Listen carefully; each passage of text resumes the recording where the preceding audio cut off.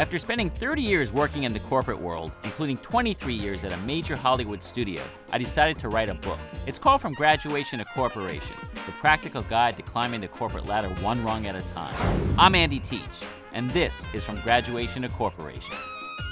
One of the reasons I was excited about joining DIRECTV and asked to come on board was to really help us build out our leadership development and employee development work that we're doing and initiatives. So we have a lot of great programs and courses that we're going to be offering for folks to help build their capability long term with the company. Now, I read an article about you, and you had mentioned something called Shadow the Leader. Can you explain that? It's an interesting concept, Shadow the Leader, because when you think about being a manager or leader of a team, you're under the microscope every moment. And that's why I think it can become so hard and challenging, because you don't always realize that when you're in the moment, and it can be hard because you constantly have to think about how you're being perceived, the actions you're taking, what we call it shadow. What shadow are you casting on others? Because they'll see what you're doing and they'll start modeling the same behavior. You know, it's not so different than what happens in families, right? We see certain behaviors all the time and we think it's okay, and so we start doing them.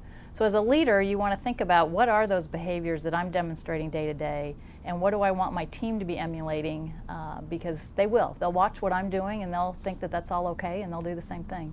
Let's talk about dress code. Yeah. You know, every company's different.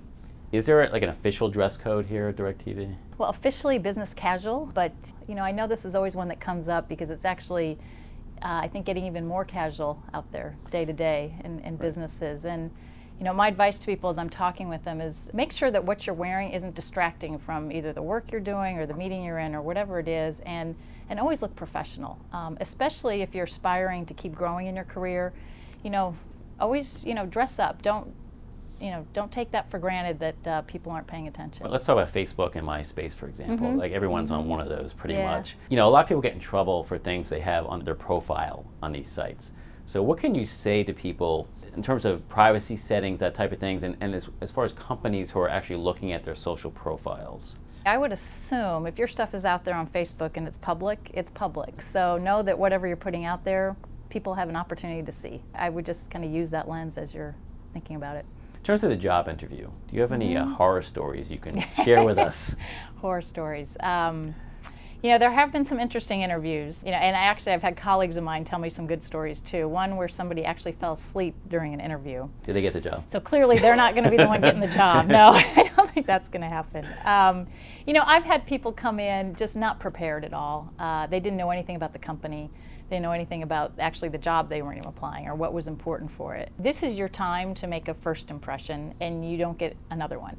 So, you know, do a lot of homework, really study the industry, the company, and the job, and find out as much as you can, especially with what you can get today through the different networking sites, all that's out there. You can learn a lot about a company, the business, and come across, you know, very knowledgeable walking in the first time.